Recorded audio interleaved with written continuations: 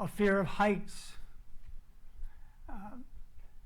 Put me on a balcony on the 12th floor of a condominium and I'm hugging the wall, as far away from that railing as I can get. Of course, on the other hand, if I'm sitting in a window seat in an airplane at 35,000 feet, I'm fine. So maybe it's not a fear of heights. Maybe it's a fear of railings. At this point, I was going to ask if anyone wanted to volunteer one of their fears. But I'm not going to do that. And the reason I'm not going to do that is because I am not remotely qualified, certified, or trained to be able to address that fear. So what would be the point? So instead, I'm going to talk to you today about how Unity thinks of fear. Okay?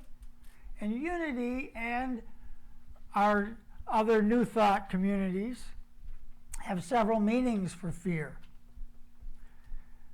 One of which, if I can get this to work, do I go up, down?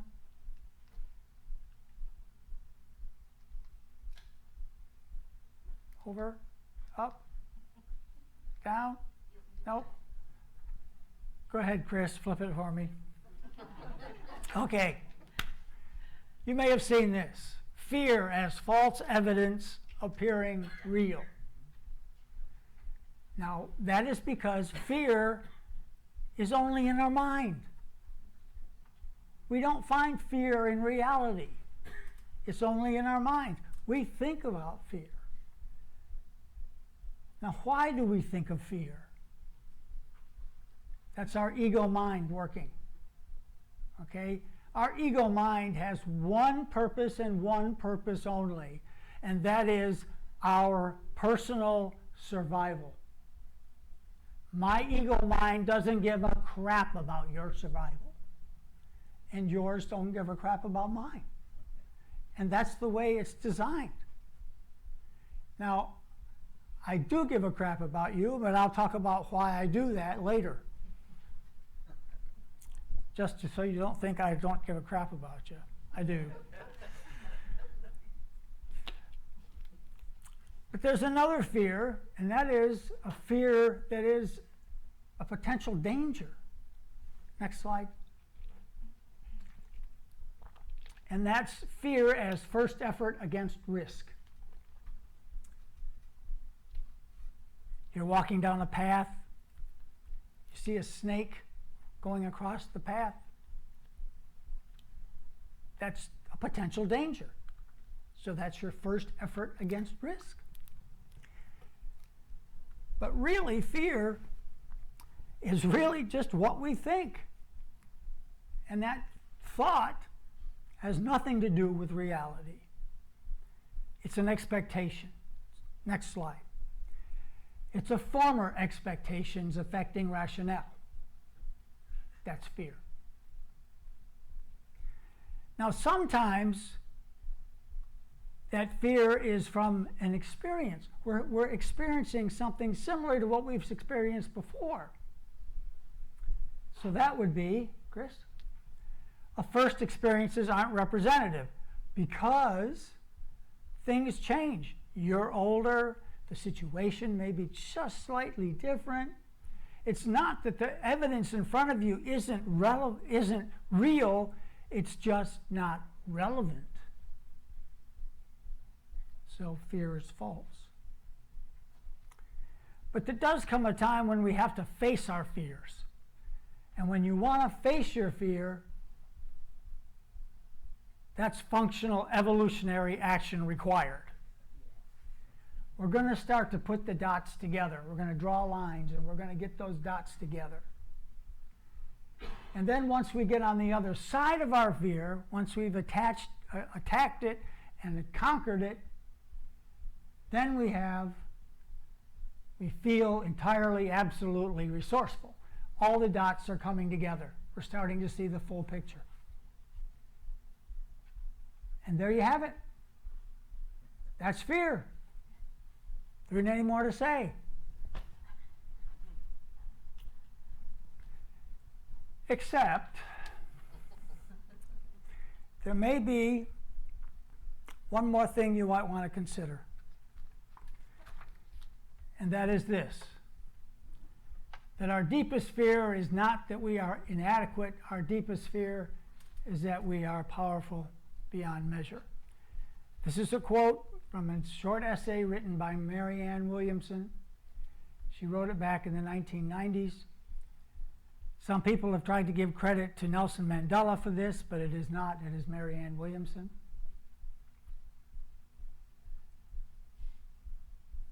And when I first read that, I thought, how can something sound so wrong but feel so right?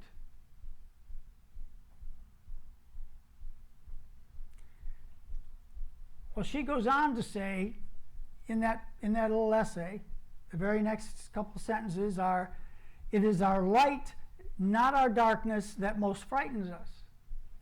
We ask ourselves, who am I to be brilliant, gorgeous, talented, and fabulous? And I've never met the woman. She goes on to say, actually, who are you not to be? You are a child of God. Your playing small doesn't serve the world. End quote. And yet, being less than who we really are is playing small. And it's exactly what our fears make us do. Would you agree that we create our own life experiences by the choices we make? So, if we choose fear, what kind of life experiences should we expect?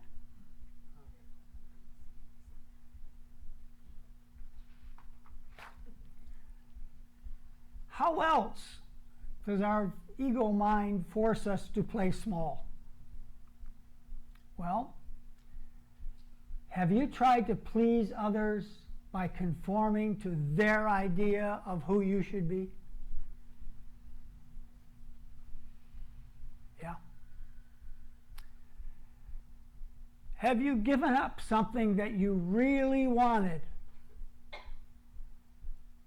because you feared that you would fail? You didn't take that first step.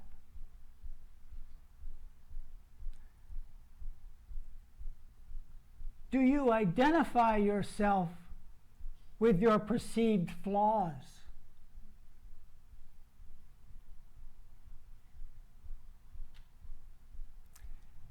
Again, quoting from her essay, Marianne Williamson says, there is nothing enlightened about shrinking so that other people won't feel insecure around you. Let me say that again.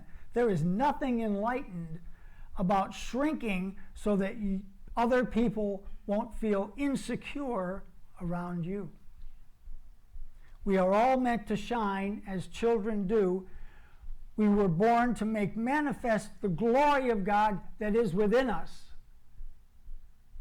Now, where did she get that idea? Next slide. Unity principle number 2, perhaps. Human beings have a spark of divinity within them, the Christ Spirit. The very essence is of God, and therefore they are also inherently good. You know, the idea that we are spiritual beings having a human experience is an idea that I came across years before I came to Unity. And I love the idea. I thought, yeah, that feels so right, doesn't it? Just feels so right to me. But then I got to Unity and I read principle number 2 and I started delving into what that really meant.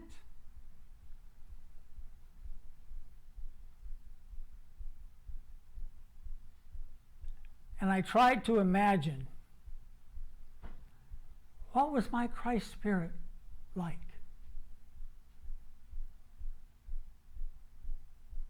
You ever tried to imagine that? What is your Christ Spirit like? What does it look like? How do you envision that? Is it ghost-like? Is it a bright light? Is it airy and fluffy? Does it have wings? Is it possibly dark and mysterious, clinging to your physicality like a shadow?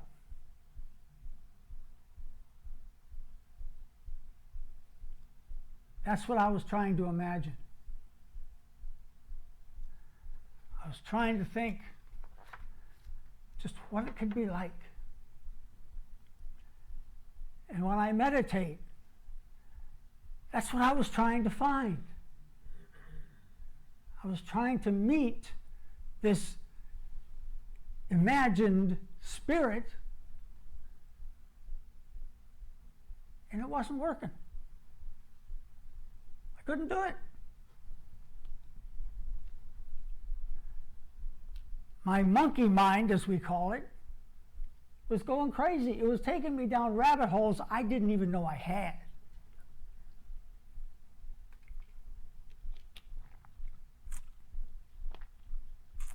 And I couldn't figure out what was going on. I took a meditation class, and we meditated by staring into a flame or by concentrating on a flower or by repeating a mantra. None of that was working. I wasn't feeling it. I wasn't getting there. There had to be a reason why my monkey mind was so active.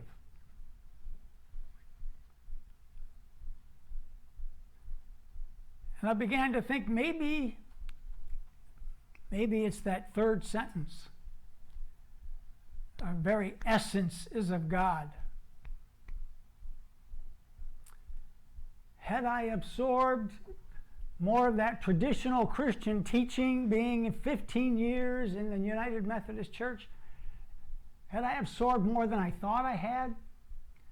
Had I really taken my subconscious, really taken a hold of this fact that we are to fear God? Is that what was stopping me?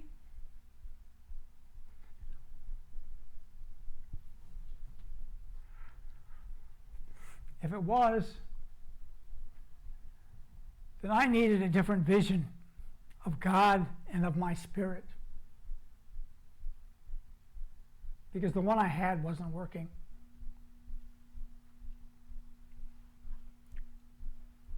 Now, during my spiritual journey, as it were, I tend to read a lot of different books, a lot of different authors, and many of you know that my favorite author is Bishop John Shelby Spong. And while I was going through this, I happened across a YouTube video where he was talking about one of the first books that he ever wrote. And that first book was titled A New Christianity for a New World. And what he was talking about seemed to address the problem I was having. This, what is God? So I got the book and I read it. And if you'll indulge me, I'm going to give you a couple quotes out of that book because they helped me tremendously. The first one I want to tell you is, and this is a direct quote, it says, "There is no way we can escape our humanness to be able to imagine what God is. We can only talk about how we've experienced God."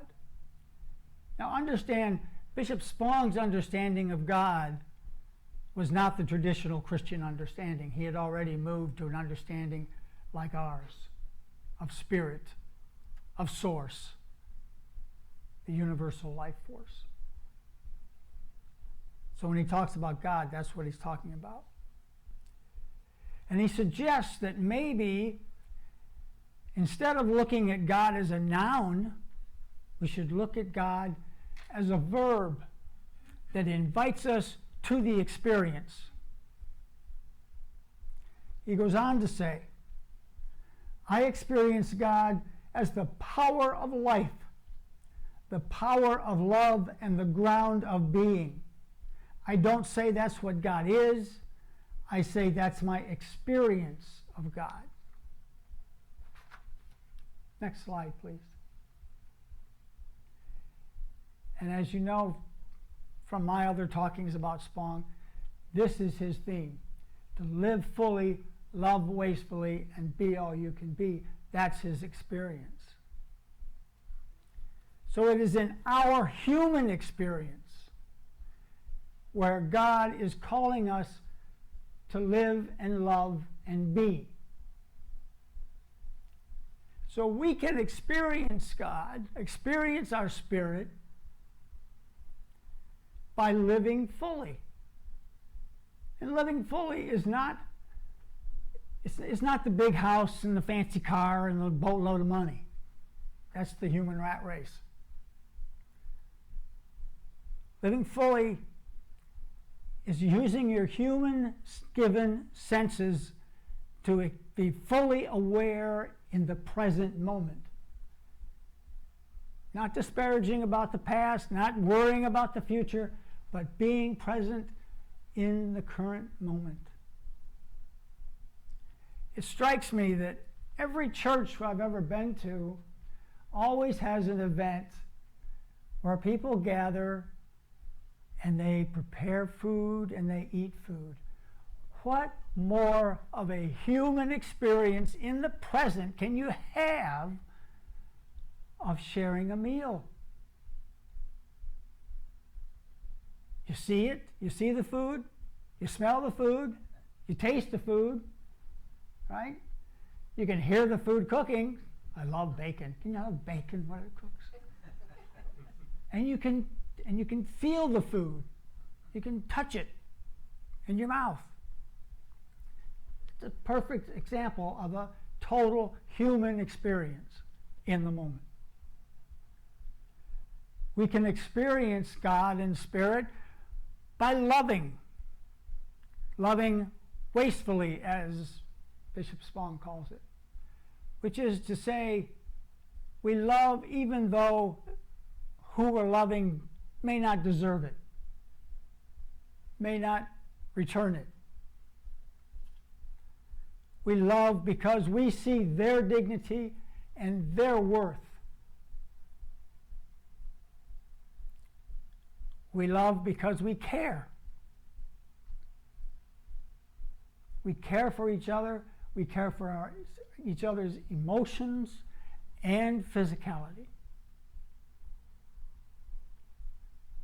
which directly contradicts what I was talking about before about my ego mind not caring.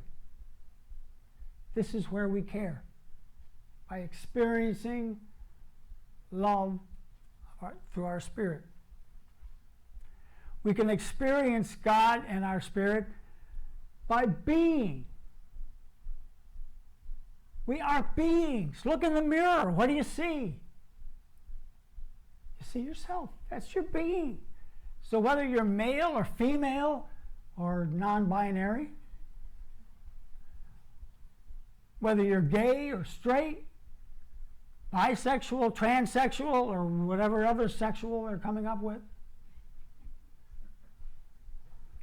whether you're black or white or brown or yellow, whether you're right-handed or left-handed, whether you're smart or not so smart. That's you. That's the unique being that is all you. And that being is whole. Don't let anybody tell you you're broken or in need of saving. It's not true. Again, quoting from Bishop Spong, he says, You should want to live a life that is open to all that humanity can be. Because when you do, your humanity and your divinity flow together as one. This is an Episcopal bishop sounding like a unity minister. And isn't that what we're looking for when we meditate? Yeah. We're looking to flow our humanity and our divinity together in our meditation. And I think now would be a good time for our meditation. Next slide. So let's get comfortable in our chairs. And we want to just take a deep breath and let it out. Just kind of relax, sink into your chair. The purpose here is to relax the body. Now we're going to start to concentrate on our breathing. Feel that breath going in, releasing the breath. Now we're trying to relax our mind by concentrating on the breathing.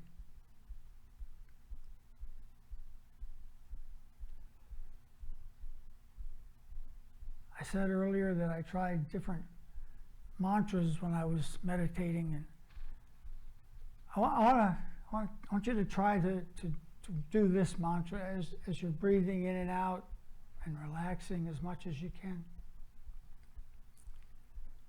I want you to think to yourself, in this moment, I am love.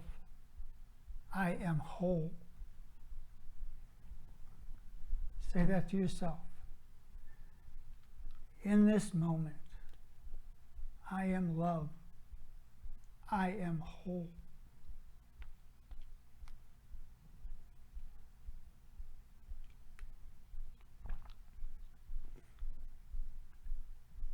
That's all we want to think about.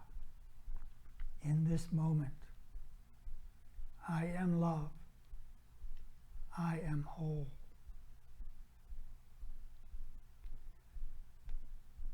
And let's take this as we go into the silence with I, in this moment, I am love.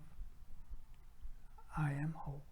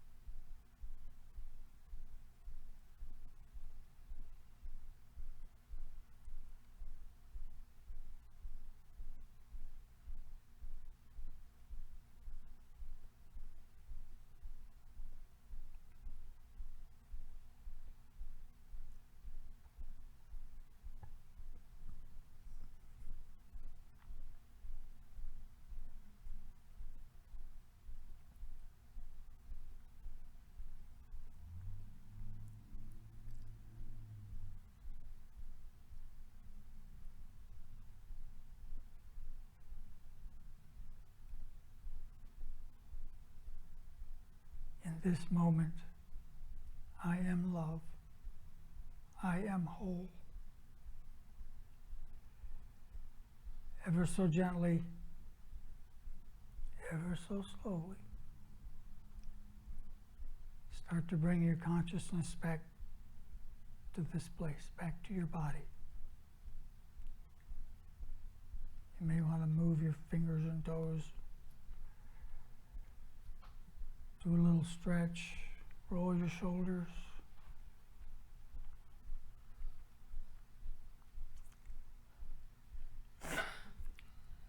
And when you're ready, you can open your eyes.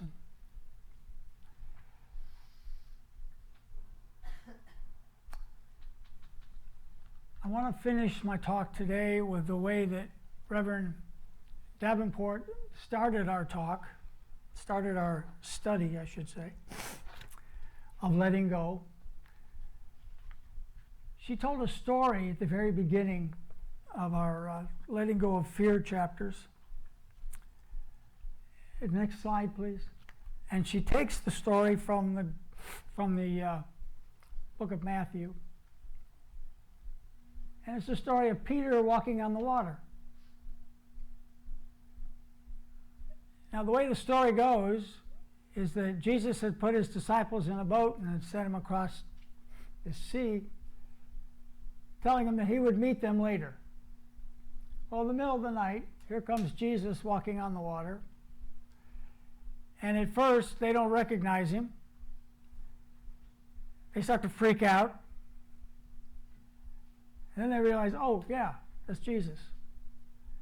Well, then Peter, being Peter, stands up in the boat and he says, oh, me too, I want to walk on the water. So he takes a step out, and on his second step, he starts sinking. And he calls for Jesus to save him, which Jesus does.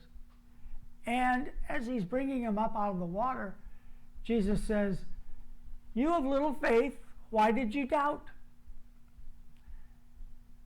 And Reverend Davenport is quick to point out to us that in those 8 little words, our way shower Jesus has given us the antidote to our fear and our doubts. Faith.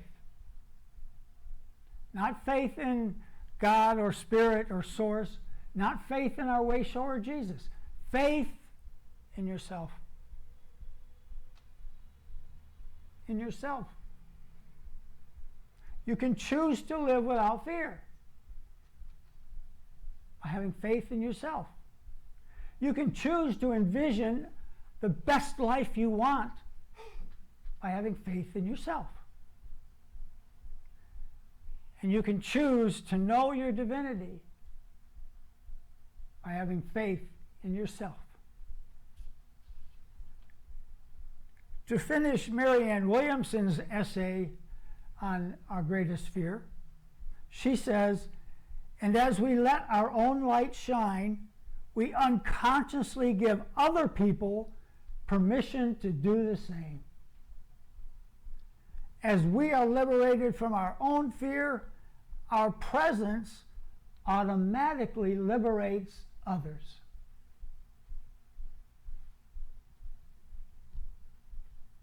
What more can you say? Now I have 2 more fear acronyms for you. They're mutually exclusive, so you can't take both of them. But one of them you're going to take out of here with you when you go, and the other one you're going to discard. And they are simply this, Chris. You're going to forget everything and run, or you're going to face everything and rise. The choice is yours. Thank you for your kind attention today. Stay safe, be well, and as always, I bid you namaste.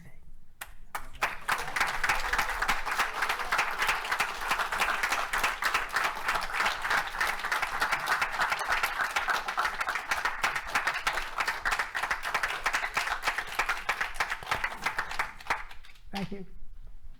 It's all yours, Bob.